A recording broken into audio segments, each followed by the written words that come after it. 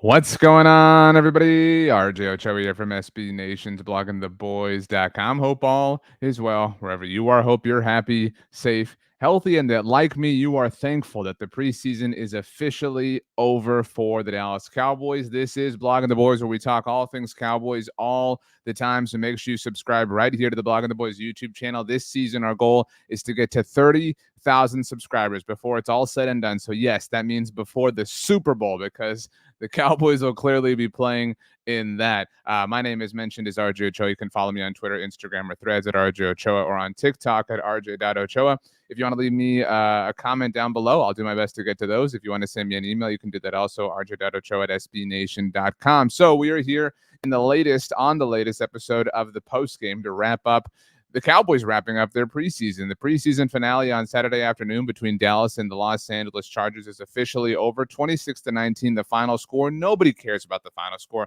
I promise you, nobody cares about the final score. Nobody finds it to be a serious thing. So don't be the person that is taking the final score and coming or reaching to a legitimate conclusion. What we do care about is what happened in the process of the final score becoming what it was. What we do care about is the players and how they looked, how they fared, who played well, who did not play well, who maybe earned a roster spot, who maybe lost a roster spot. This was the final data collection opportunity for the Cowboys to figure things out before they get in the lab and put together their 53-man roster. The deadline, by the way, for the 53-man roster, Tuesday, that's August the 27th afternoon. We will, of course, have you updated at bloggingtheboys.com with the updated 53. I will, of course, have you updated on social media. Once again, you can follow me right down here and make sure that you have yourself caught up with who's on the roster, what moves the Cowboys have made. And we will, of course, have you updated with a video here on the channel as soon as the dust has fallen, because there will be some players the Cowboys don't carry initially because they're doing some roster construction or some roster gymnastics,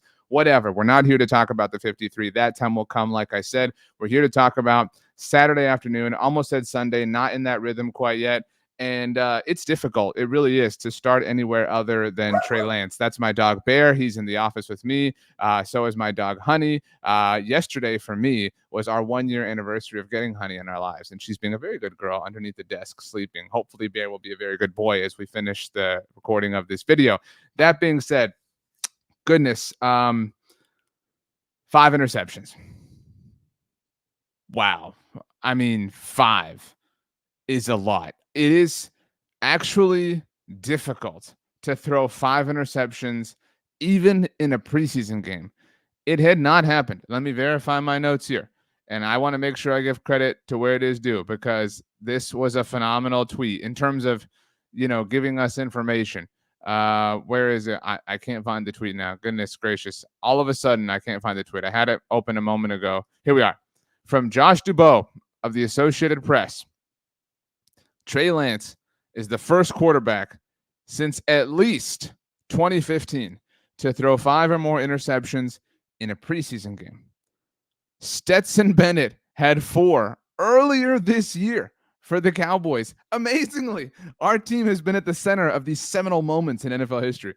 And Landry Jones, remember the days where we thought Landry Jones was going to be Tony Romo's successor, had 4 in 2016 for the Steelers versus the Eagles. Dude, what? 5 interceptions? That is not possible. It's so difficult. It's been over a year. But okay, quick pause, because I'm recording this shortly after the game ended, and this is the Times' first home preseason game for the Cowboys. So Jerry's doing his standard talk in the bowels of the stadium. Tweet from Joseph Hoyt of, don't know actually yet. Joe's supposed to announce this coming week where he's taking his work to. But Joe Hoyt on Twitter, Joe J. Hoyt, tweeting out, Cowboys owner Jerry Jones said he didn't have any updates on the contract negotiations with star wide receiver CeeDee Lamb. This coming on the heels of NFL Network reporting on Friday afternoon. We had a story available on this for you at bloggingtheboys.com that the Cowboys and Lamb were set to meet over the weekend. Now, the weekend's still technically not over, obviously. Could happen on Sunday. Maybe everybody was busy with the game, blah, blah, blah. But it's all bad. Our pets' heads are falling off. Sorry, Bear. Sorry, Honey. I don't mean that literally. Anyway, Trey Lance had 5 interceptions, and there are real people out there who are just like part of society who believed and maybe still believe that he should have been QB1 for the Cowboys this season. I want to be completely honest. I feel for Trey because it is so obvious that he is not ready to play at the NFL level. He's very clearly been documented, been through an enormous amount of time without having played legitimately on a consecutive basis. And a lot of that is just unfortunate coincidence after coincidence with injuries and the pandemic. And he hasn't played really since high school and blah, blah, blah. He needs time to develop. I in no way fault Trey for this, but I do fault the Cowboys for not evaluating the situation properly a year ago this weekend when they executed the trade for him. In fact, I was walking bare when I got the alert on my phone. So I do fault the Cowboys for not evaluating the situation properly, for getting fleeced, relatively speaking, by a rival in the San Francisco 49ers, and then for letting the pot stirring the pot themselves relative to the position as a whole, exacerbating the amount of pressure placed on Dak Prescott, exacerbating the amount of pressure placed on Trey Lance. It's really unfair to all of the players involved while the owners sit up on Mount Pius and everything is great for them. The 5 interceptions are rough. I mean, you can make an argument on the fourth one, the contested one, that maybe that one's not entirely on Trey. But the reality is he is a phenomenally talented athlete. There's no question about that, but he's not a great quarterback. And, people joke, like, let him play running back. The irony, of course, is that the draft pick that was used to acquire him theoretically would have been used to acquire running back. I mean, again, it's just soaking in irony at this point in time. I really have no other things to add other than this was just a tough thing to watch. Now, there were positives, I thought, for the Cowboys. Speaking of the running backs, I thought Deuce Vaughn, if you watch what I do, if you listen to what I do, you read what I do, whatever, and call me out on it. I did not have Deuce Vaughn on my 53-man roster. I was scared. I was scared to put him on. All right. I'm sorry. I should have been braver for you. All right. That's my bad. You have to take Deuce Vaughn. You have to carry him. You absolutely have to. He can do something unique. You just have to be willing to do it, Cowboys. So be willing to do the unique thing. I thought Royce Freeman played well. If the Cowboys wanted to carry Royce Freeman, I really wouldn't be against it at this point in time. I do think that Ryan Flournoy, again, hand up, I did not have him on my latest 53. Apologies to you, Ryan. I think he has to make this roster. And I think some of that is that the Jalen Cropper, kind of hype train cooled a little bit. Even the Jalen Brooks train cooled a little, although I don't think Brooks is in jeopardy of missing the roster by any stretch. I think right now, if I have to assemble a team of 6 wide receivers, CeeDee Lamb, I know, whatever, Brandon Cooks, Jalen Tolbert, Jalen Brooks, Ryan Flournoy, and Kevontae Turpin isn't wide receiver 6, but he has other duties, obviously, which is why I keep him last. That's just the way I sort of set things up. So those are the players I thought played well. I think Buddy Johnson had a nice game.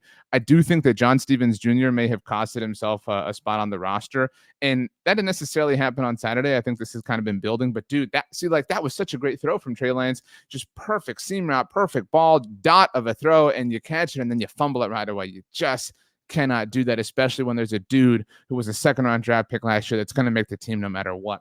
So there were a lot of positive things to take away, I thought. In fact, I have more stock ups than I do downs. Let's get this going here. I've set this up ahead of time, so I'm not scrambling the way I was last week. You're looking at this as it's still in the edit bay. Like I said, I like to let you see how the sausage gets made over at bloggingtheboys.com. Ryan Flournoy does lead the way for me in my stock up. As you can see, I'm going to try something. I've never done this as far as the screen share technology here on StreamYard. So if everything blows up, I love you all. Those will be my last words. I'm going to try playing this.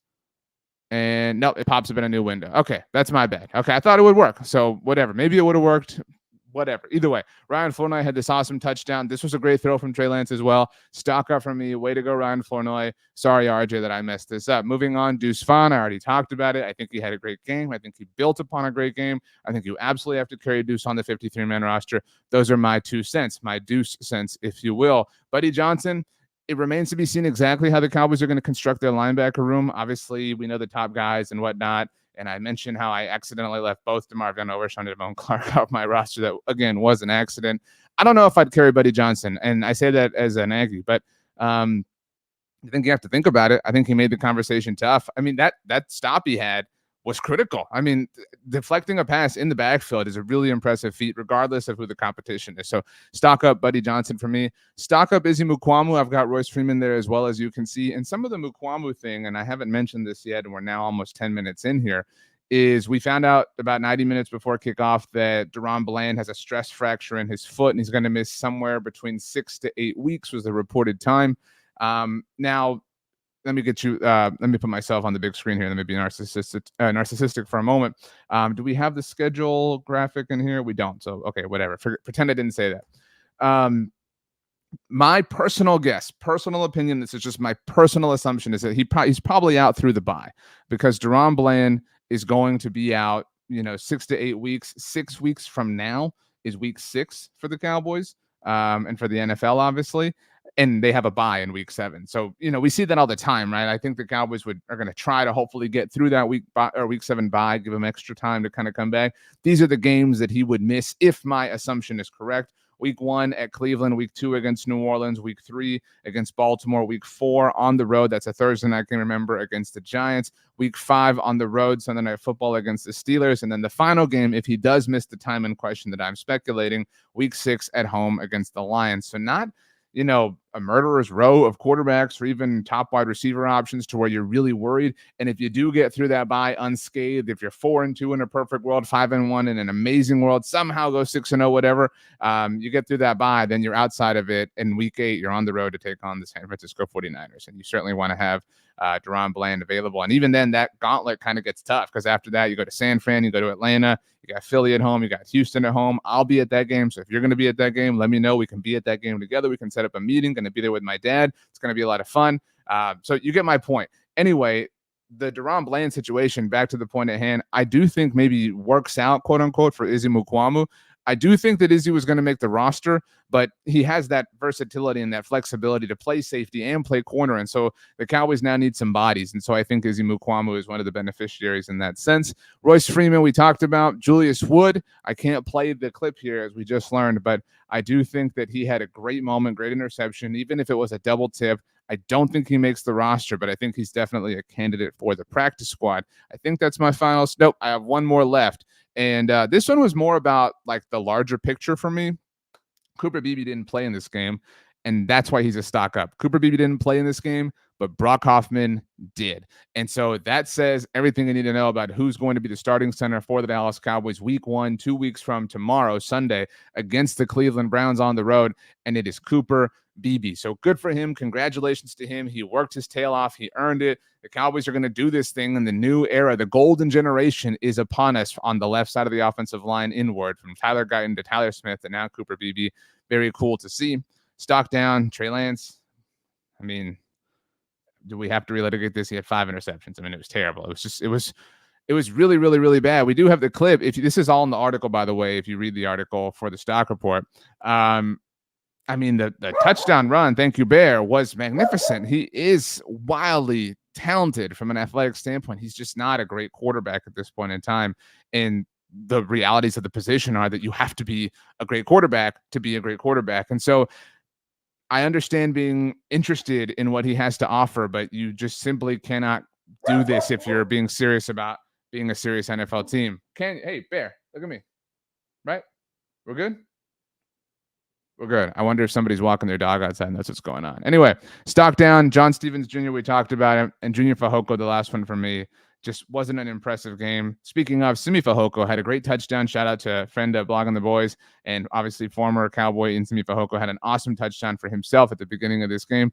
Junior Fajoko just got kind of worked on that play, and so did Andrew Booth, but Andrew Booth kind of turned around and rallied, and so we haven't really seen that from Junior Fajoko. I know people have talked about like, oh, does trading for Jordan Phillips and signing Linval Joseph, do those things push Mozzie Smith out and blah blah. I mean, whatever. I'm not here to have that argument. But my point is the new bodies, the 3 new bodies along the defensive line, obviously including Carl Lawson. I mean, somebody's got to go. And I think that somebody might be Junior Fajoko when it's all said and done. So obviously we'll find out on Tuesday when the 53-man roster is set. Let me go back to Twitter myself to make sure I'm not missing anything while the Cowboys continue to tell us that Trey Lance is going to be on the 53-man roster. And I'll say this. I said this last week. I say it all the time on Twitter. Well, actually, let me think this out with you. Actually, I'm on the wrong tab. Let me head over here. I was looking at nothing. My stance to date has been that it makes all the sense in the world for Trey to make the team. The rules nowadays lend to the idea of Trey, of carrying a third quarterback because you can suit them up without counting one against your. It's a horrible way to put the sentence. You can suit up a third quarterback on game day without them counting against your 46-man game day roster. So the rules kind of encourage you to carry 3 quarterbacks. Now, you can suit up a practice squad quarterback. It doesn't have to be somebody on your active roster. So Trey Lance could be on the practice squad at this point in time in this hypothetical. But obviously, if you put somebody on the practice squad, you leave them susceptible to another team poaching them and claiming them, whatever the case may be. Now, maybe you or I, whoever, feels like there's no way anybody's going to claim Trey Lance. But I'll tell you, if you agree with me that there's something there that you're interested in his athleticism, then somebody who is in a different place as far as quarterback timeline is concerned. If we believe the Cowboys are going to ultimately extend Dak Prescott, tell me the Giants aren't, right? The Giants are way more, lottery ticket hungry than the Cowboys are right now. Who's to say they wouldn't? So that would kind of force, I think, the Cowboys to carry Trey on the roster. That's why it makes sense to me. But I will say that Saturday was so bad. And am I on mute here? I don't think I'm on mute. No, I think we're good. I think we're good here. Anyway, Saturday was so bad that I think you have to seriously consider not carrying Trey Lance on the roster. And I don't mean to overreact, but it was that bad. It was a tough day for Trey Lance, but the preseason is over. We made it, and thankfully it appears with no major injuries to report or to note or to kind of freak out about outside of the Deron Bland thing, although that obviously did not have to do with the game specifically. So, so goes another episode here on the Postgame. So if you haven't yet, please subscribe to the Blogging the Boys YouTube channel. We are on the hunt. 30,000 subscribers. We want to get there before the season is over. So you can see we're at 22.7 right now, very close to 23, our Jordan year, if you will. Make sure to check out bloggingtheboys.com for the latest and greatest in the world of Dallas Cowboys coverage. You know where to find me on social media. You can see it right here down below. Twitter, Instagram, Threads at RJ Ochoa. I'm always coming out with Dallas Cowboys stuff over there as well. TikTok, RJ.Ochoa. I've got, I wouldn't say miniature, but versions of the things you see here there as well. So maybe you're somebody who says, I like coming here to YouTube, but I really live on TikTok. I really live on Instagram, whatever the case may be. Wherever you live, I got a house there. All right. That's how we roll. My name is RJ Ochoa. If you want to leave a comment down below, I'll do my very best to get to those as well. I hope you have a great rest of your weekend. Like I said, buckle up and get ready because Tuesday is roster cut down day for the Dallas Cowboys. There's a lot to keep up with. There's a lot of balls in the air, but our job at Blogging the Boys, my job at Blogging the Boys, is to make sure that you don't have to work at all, and I will deliver you the goods. And I promise to do that this week and to continue to earn your time. Thank you so much for hanging out, everybody. Hope you have a great rest of your weekend, and we will see you next time.